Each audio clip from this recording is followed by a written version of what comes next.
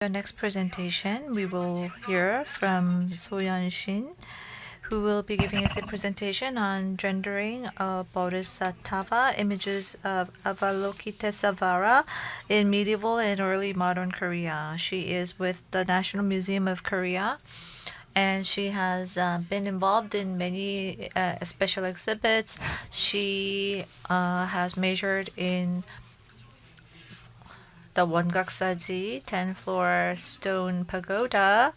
That is her PhD thesis, 경천사 stone pagoda and 도성사 related research and papers have been published.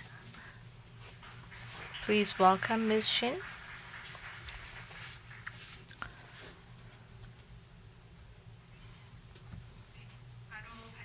Yes, I'll go right into my presentation.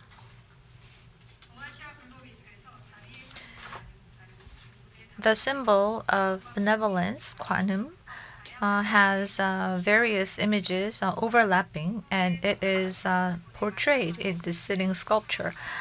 The Songja Kwanum and also Kano Hogai in the Maria Kwanum in Japan. And recently in China and also in the West, after the Song dynasty, Kwanum Bosal has been displayed as a goddess, and it was created in many forms such as sculpture, painting, and craft. But it is very difficult to identify the gender identity of the Avalokitesvara, and it is therefore quite interesting to identify the characteristics and to determine what kind of gender characteristics it have.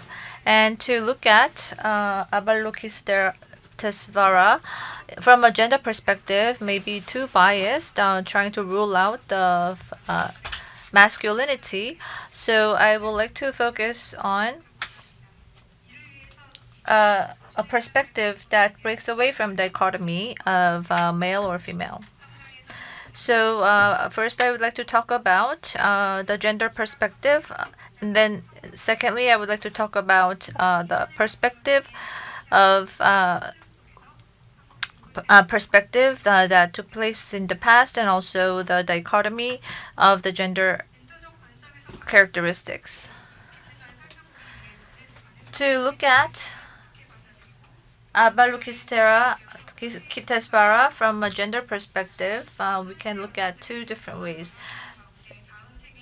The Joseon women have written a sentence calling, I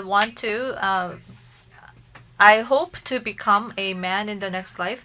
And this means that the identity is based on masculinity. And beard and other biological expressions show that this is more masculine. However, I think it is also important to understand how the people have understood the Avalokitesvara. And in the Buddhist paintings, Kwanum can show up as a beautiful woman and also an asexual. And also there are some points of view where it reduces Avalokitesvara from a sexist perspective. So in Worin Seokbo, 원앙 부인 is the character that was 관음 보살 in the previous life. And if we look at the publication year of 삼국유사 or 알라국태자 경변상도, we can see that the femininity was more stressed in the case of Avalokitesvara of that age.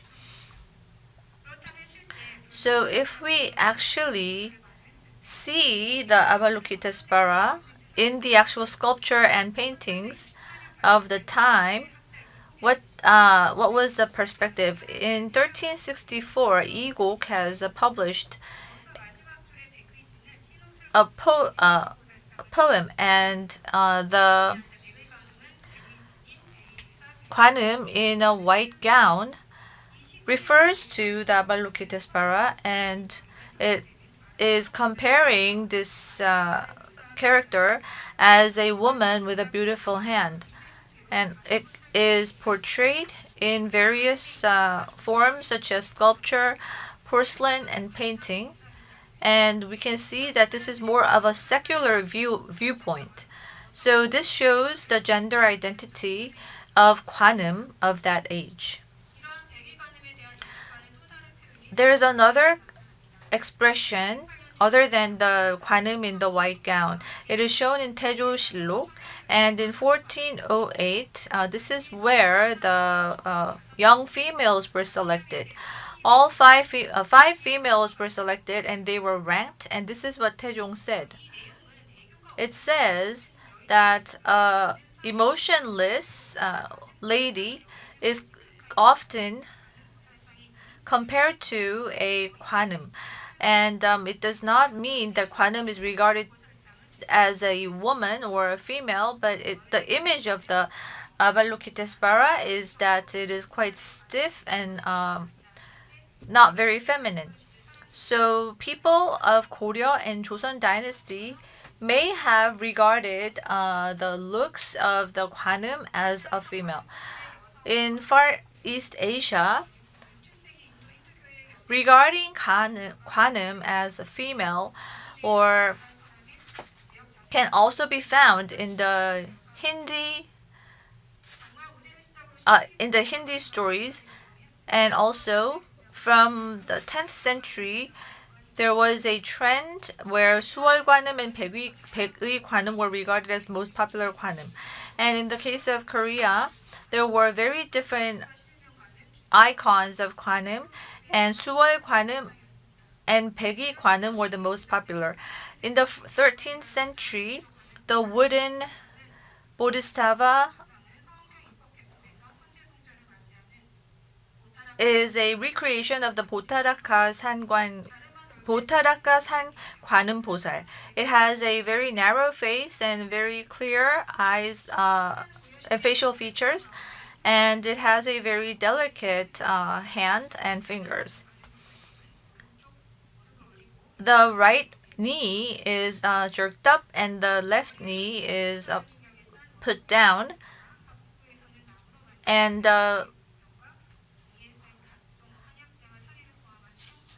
inside we have been able to find various herbs and also sari wrapped in paper. It is a very delicate sculpture. The width is less than 16 centimeters, and that is one of the characteristics found in the wooden sculptures of the Goryeo dynasty. The gilt bronze is a very typical style that is found in the crowns of the Goryeo Bosal Bogwan. In the back, there is a wooden ornament that runs all the way down, and this is assumed to be added in the Joseon dynasty while restoration. And the posture of the Kwanum can be called Yunwangjwa or Yuhijwa depending on the shape of how they're sitting in. And this was very actively created in the Yo, Kum, and Song dynasties of China. So the narrow face and very delicate bodily features are the characteristics. The posture is, it looks like one foot is up above the air, up in the air. The wooden Kwanum was created amidst the trend of 수월 관음 도상. And such posture can be found in the 건칠 보살 좌상 and also the 금동 관음 보살 좌상, which was found in Kumgang Mountain. In China, 수월 관음 도상 was compared to a beautiful woman. So this was and also beautiful men were called as 수월 관음. In 석시 요람, the entertaining women were depicted as the beautiful entertaining women were depicted in the form of the Gwanim. So it is very difficult to distinguish between Suwol Gwanim and Baekgi Gwanim based on the records of Goryeo dynasty. In China, based on Hwang and Bophagyong, there were different icons for Botarakkasan and Suwol Gwanim Bosal. But from the 10th century, Suwol Gwanim Dosang was reflected on Baekgi Gwanim and vice versa. And as such, in the 13th century Goryeo, Suwol Gwanim and Baekgi Gwanim became overlapped. So it is very difficult to pursue dichotomy in terms of identity for Suwol Gwanim because there is the femininity in the Botarak Gasan Gwanim Bosal. And Seongjin Naksan is short for the Botarak Gasan, which is the representative Gwanim location of the Gwanim religion in Korea. So Uisang Popsa has created a Gwanim Bosal sculpture statue, and it describes the Gwanim as a mild and soft feature that the sky has created. So if we look at the descriptions, Botarakkasan Gwanim is a Gwanim that is related to Sangjuk. It is a Suwol Gwanim, and it has an overlapping image of Suwol Gwanim and Baekgi Gwanim. It reflects the image that is depicted in Samguk Yusa. And out of the documents that are owned by the France National Museum, there is a document that describes Baekgi Gwanim. It talks about the different rituals, Buddhist rituals, and also Geumgang-jagi. According to these documents, Baekgi Gwanim lives in Botarakkasan, and it is wearing a white gown, and it is donning a very it is silk scarf, and it is also wearing very fancy earrings. It does not say, it is not easy to find these kind of descriptions, but in Wonhyongryojil, the expression Wonhyongryojil is depicting Gwanim as a feminine character. So it is very difficult to identify what the Gwanim looked like after the invasion of Mongolia, but we can see the posture and also the fancy garment that is draped around the Gwanim sculpture. In 14th century, we can also see a posture that is very similar to Suwol Gwanim in one of the Buddhist paintings. We believe the tradition from Suwol Gwanim has been carried over. And in Naksan Temple in Yangyang, the Gwanim is wearing a very high crown, and it has a drape. But in terms of a mustache and the chest is quite masculine, but the Botarakkasan Gwanim and Baekgi Gwanim has some femininity applied as well. So it seems that there have been many different images of Gwanim at the time. Baekgi Gwanim means Gwanim wearing a white gown. And the origin of the white gown is divided into two. One could be religious, and the other could be Chinese tradition. Baekgi Gwanim is a theme that was used in the Seonjonghwa as well. It was very simple and clean. So in Goryeo and Joseon, the moon, the water, and the rivers were used as backdrop, and sometimes it was applied in a secular feminine description as well. The Baekgi Gwanimdo is where the Gwanim is sitting against the bamboo forest, and this is the description in this poem by Lee Gyubo. This is in the Taiwan National Museum, and the calm and serene background is the characteristic of this painting. Baekgi Gwanimsang of the Joseon dynasty is always holding the hands together like this. And on the left-hand side, you can see this is the statue that was created at the end of Goryeo Dynasty, early Joseon Dynasty. The hands hold a round slate, and in Hwajangsa we have found a sitting 관음 as well. Out of the Amita Samjombul, you can also see that it is holding a round object.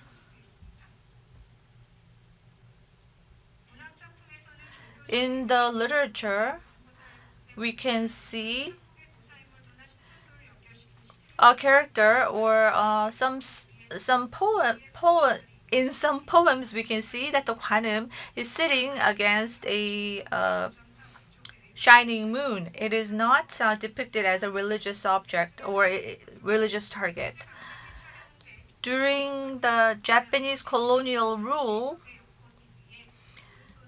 a glass panel has been created, and there is a 관음 where the 관음 in the white gown is holding a bottle with different layers of lotus leaves.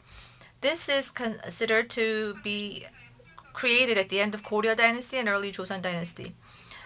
And the Baegi 관음's posture is reminiscent of the 관음 보살 입상, which is in Yeonha-dong in Jeolgang during Song Dynasty. The Baegi 관음 and Junje 관음 경상 in the National Museum is holding a lotus flower, and it is depicted in a very feminine way. This is a statue that is assumed to have been created in China, and it is a very good example of the most feminine 관음 in a white gown.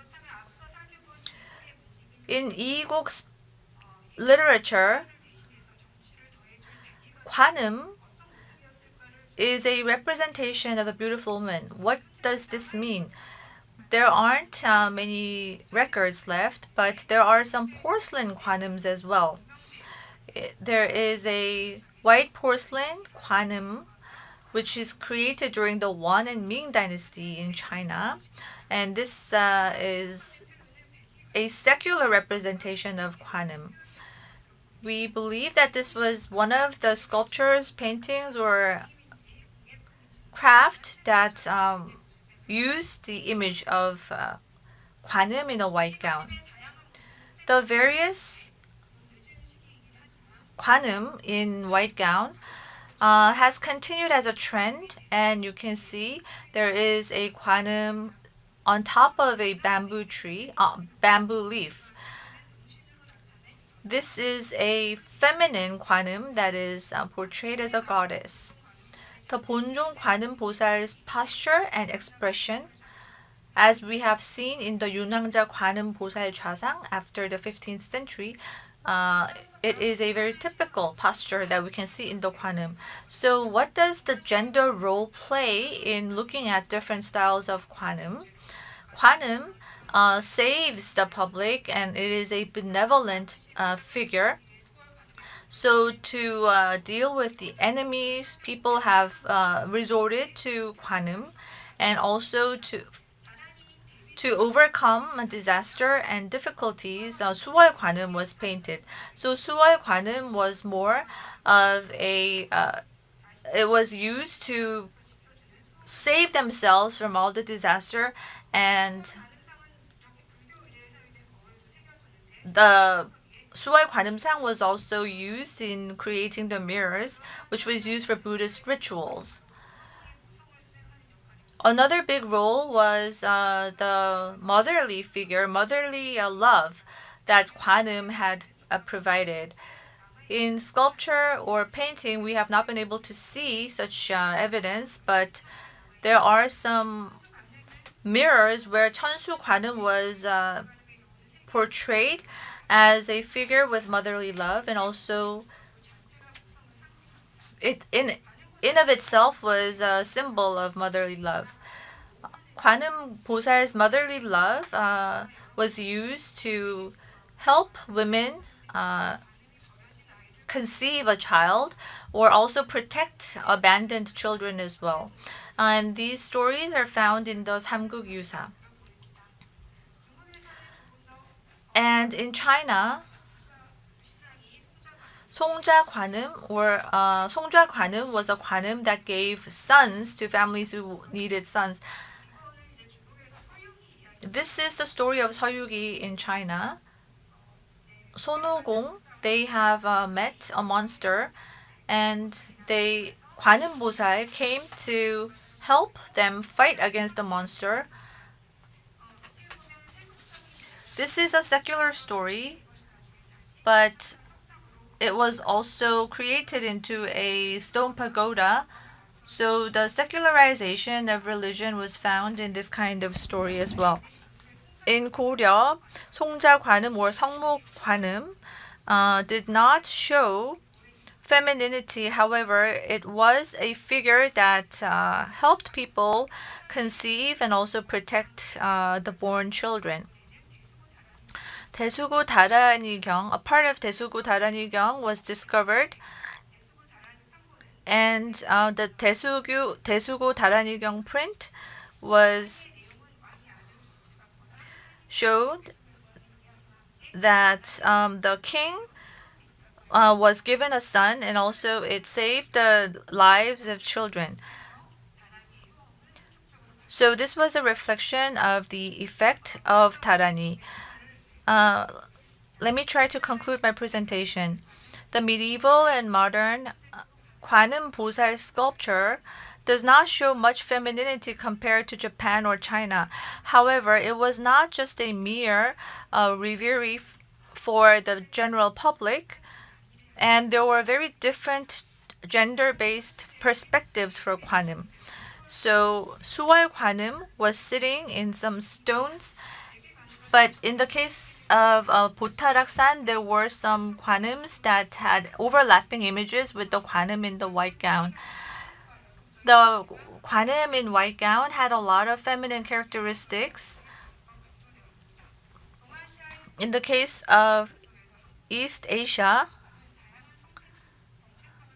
there were very various gender identity, but unlike China and Japan, there were less motherly love found in the Kwanum in Korea. Thank you very much.